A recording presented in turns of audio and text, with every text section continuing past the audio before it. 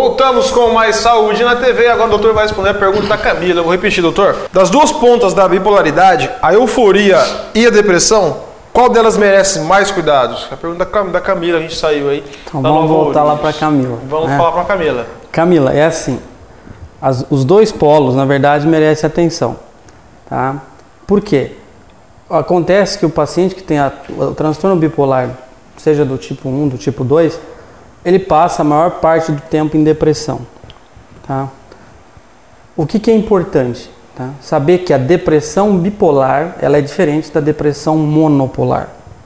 Por exemplo, a depressão bipolar, o indivíduo passa a maior parte do tempo na cama, sonolento, ele tem um excesso de sono diuturno, ele come mais, é um sintoma chamado hiperfagia, e na fase depressiva, se não tratado, ele tenta mais vezes, mulheres tentam mais e homens consumam mais o suicídio.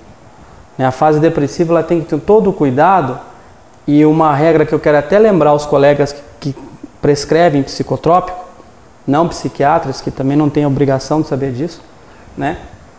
Muitas vezes vão encontrar as pessoas na fase depressiva, de uma depressão bipolar, e aí mesmo o psiquiatra leva tempo, em média 10 a 13 anos para fazer esse diagnóstico. Bipolaridade não é fácil. Tudo isso? Tudo isso. Hoje nós conseguimos assim, ter um pouco mais, vamos dizer assim, de acurácia no diagnóstico.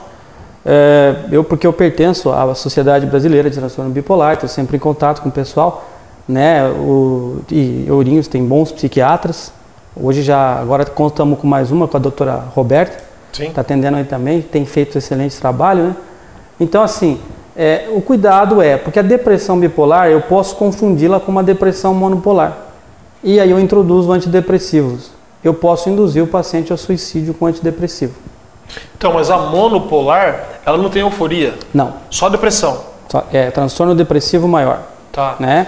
Então na depressão, o que ao contrário acontece? O paciente tem mais dificuldade no início do sono, com a insônia, né? Na depressão monopolar, perda do apetite. Já na depressão bipolar, ele passa a maior parte do tempo na cama, letárgico, sem vontade, tem anergia, ou seja, diminuição, quase que sem energia. Ele tem uma lentificação motora, mas com aceleração psíquica. O que acontece na depressão monopolar, ele tem uma lentificação. É o inverso aí. Ele tem uma lentificação psíquica e pode ou não ter motora. Na bipolaridade, a lentificação é motora, mas a psíquica, o cérebro fica no que nós chamamos de taquipsiquismo. A Camila, para entender, a pergunta foi muito bem bolada. Parabéns a Camila e a todos, né? As duas fases merecem cuidado. Por quê? Na depressão eu tenho o risco do suicídio, que é muito grande. Na literatura sobre suicídio, as doenças que mais levam o indivíduo a suicidar é a bipolaridade. No ranking é a primeira. Né? E na fase eufórica, que nós chamamos em psiquiatria de mania, o que vem a ser a mania por definição em psiquiatria? Elevação do humor. Para eu falar que o indivíduo tem bipolaridade do tipo 1, ele tem que apresentar pelo menos episódio de mania ininterrupto durante 7 dias. Humor extremamente eufórico, agitação motora. O indivíduo apresenta nessa fase, ele não dorme, ele fica mais falante que o normal, isso se chama em psiquiatria de logorreia, é o vulgo tagarela. Ele tem a anamania, para você entender como o cérebro permanece, é como se você estivesse dirigindo um carro roubado. A velocidade do pensamento é muito grande. Tá? Então o indivíduo fica com tudo em excesso. Muitas vezes o homem fica arrogante, é hostil, comportamento brabo, briga em locais públicos, mesmo em casa, né? É o dono da verdade, é o dono da razão, ou ele fica sempre nessa euforia, aí pode fazer impulsos e compulsões que venham a depois causar prejuízo na família. Né? A agitação é extremamente intensa. No homem a tendência é ficar mais irritado. Na mulher eufórica mesmo. Pode acontecer tanto no homem, claro, quanto na mulher euforia. Mas a mania em si seria a elevação do humor. O humor extremamente eufórico junto com todas essas... Por que tem que cuidar? Porque da mania, se ele não for tratado, ele entra na mania psicótica. Aí ele entra no delírio. Ele perde o juízo da realidade.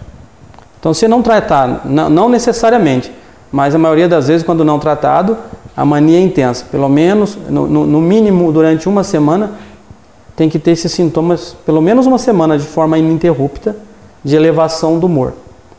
O indivíduo que apresenta essa euforia intensa durante uma semana e essa depressão intensa classifica-se, segundo o novo modelo, como transtorno bipolar tipo 1.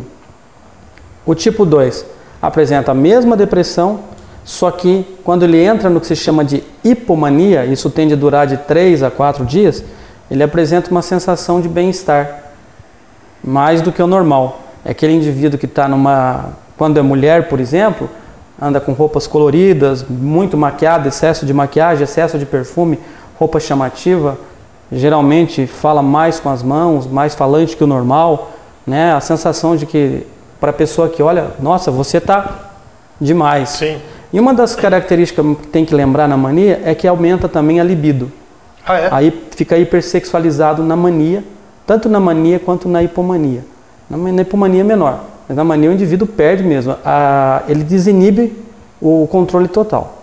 Então ele pode entrar em situações que causam grande embaraço na vida, na mania, sem falar que muitas vezes esses indivíduos são chamados de mau caráter, são chamados de indivíduos que causam problemas conjugal ou extraconjugal, né? Indivíduos que ficam com nome sujo, que não paga conta, enfim. Claro que existem os pilantras, sim, mas tem que investigar a doença nesses quadros, principalmente a bipolaridade, né? Então, assim, qual polo da doença é mais importante? Os dois. Porque na mania eu tenho complicações que vêm atrapalhar tanto a vida do indivíduo quanto a família do indivíduo, o ambiente que ele vive. Ele não causa prejuízo só a ele. Na mania o cérebro está altamente, tanto na mania quanto na depressão, tóxico. Você tem hoje um modelo que se estuda em bipolaridade, a alteração de uma substância que nós chamamos de dopamina.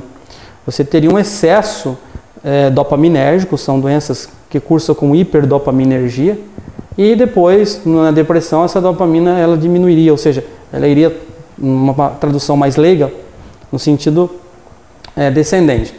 Claro que isso é só um modelo, o que existe hoje, além das aminas biogênicas que nós chamamos, os neurotransmissores, existe também a alteração lipídica e a alteração hormonal que está envolvido, além do que nós chamamos de fator neurotrófico do cérebro, né, que é o BDNF, e alguns autores demonstram essas alterações. É uma doença multifatorial, mas na mania a dopamina está em excesso. Aí aí seria a euforia. A euforia, o excesso. Dopamina em excesso, euforia. Cai a dopamina, depressão. Hipóteses, né? Hipóteses que estão sendo estudadas, né? Entendi. Doutor, esses são os sintomas mais claros, assim, da bipolaridade que a gente pode... Então, no que diz respeito à sintomatologia, a bipolaridade é um diagnóstico difícil. Por quê? Porque ela tem várias apresentações. Veja bem, é difícil por quê? O indivíduo no quadro, como eu falei, depressivo, confunde muito com a depressão em si. E é difícil porque muitas vezes o indivíduo em hipomania, para o não psiquiatra, o não neurologista, ou quem não está na área, o não psicólogo, terapeutas, né, que trabalham, ele vai dizer que a pessoa está muito bem. Nossa, ela está muito bem, né? E além dessa sintomatologia que nós só estamos falando em humor, o indivíduo apresenta alteração cognitiva, muitas vezes prejuízo acadêmico. Existem alguns autores debatendo que genialidade tem a ver com bipolaridade, outros autores dizem que isso é mito. Eu prefiro ficar quieto sobre esse assunto. Muita gente fala isso, né? Bipolar, por exemplo, Einstein era bipolar. Einstein já foi rotulado de várias coisas, bipolar, exatamente. De Asperger, Beethoven, que é bipolar. Tem algumas literaturas que traz que os músicos da época, Beethoven, Chopin, até o pianista Tchaikovsky, teria bipolaridade, por conta dela sairia... A princípio, entende-se que nenhuma doença confere dom artístico. Tá? Pelo contrário, atrapalha o indivíduo que tem. Então, essa sintomatologia de bipolaridade é muito extensa, porque além de afetar o humor da pessoa, afeto, tem prejuízo em memória, prejuízo acadêmico, tem confronto familiar, né? Então, a sintomatologia é uma sintomatologia muito ampla.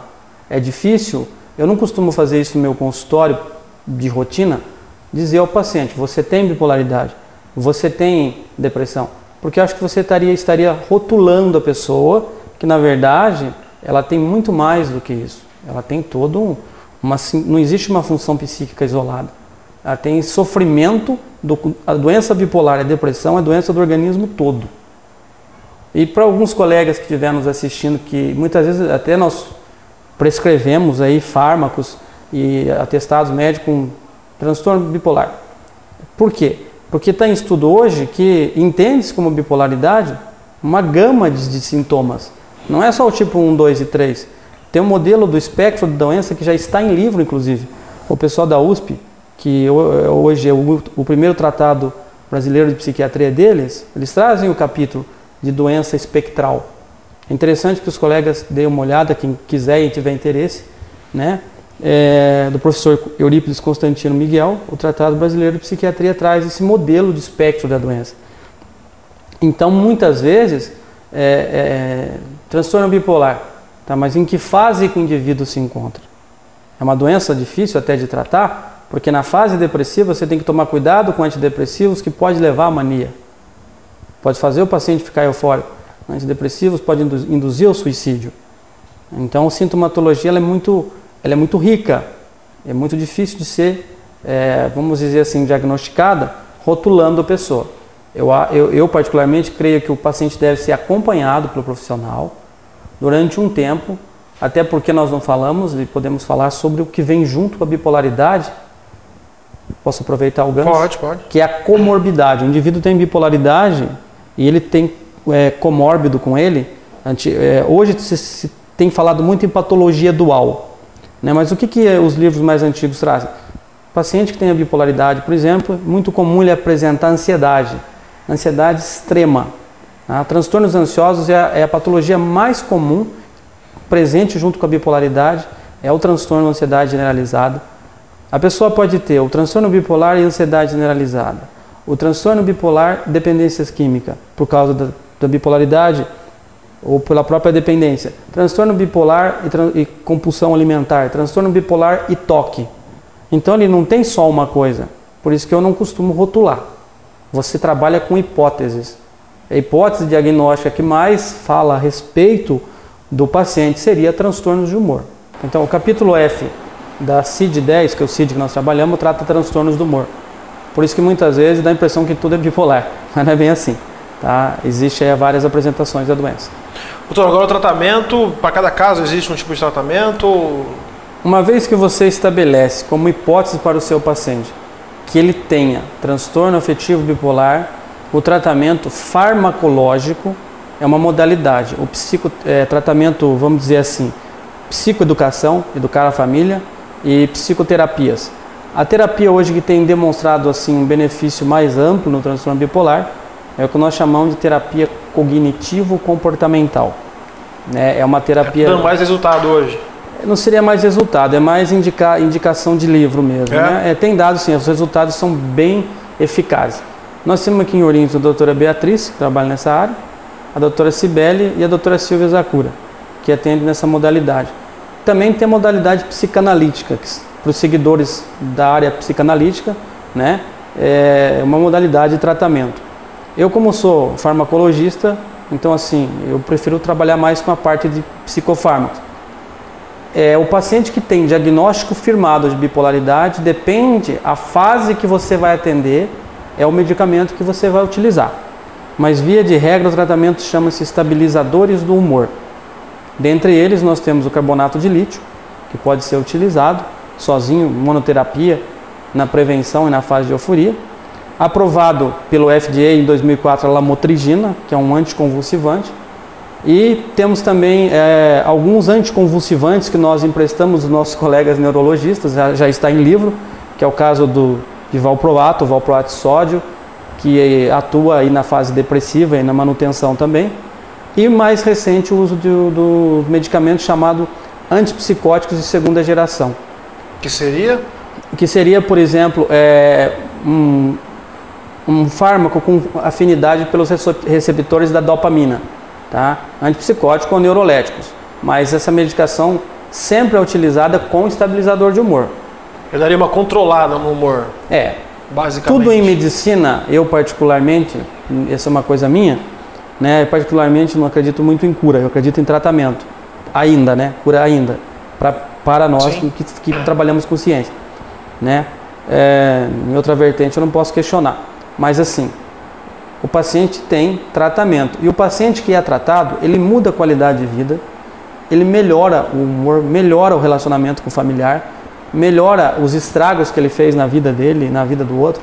O tratamento farmacológico, psicoterapêutico, com modalidade cognitivo-comportamental, modalidade psicanalítica, qualquer que seja a forma da psicoterapia, desde que siga as diretrizes da sociedade de psiquiatria, o paciente tratado com uma equipe multidisciplinar, tem aí também o terapeuta ocupacional, enfim, né, ele vai ter uma vida, uma qualidade de vida.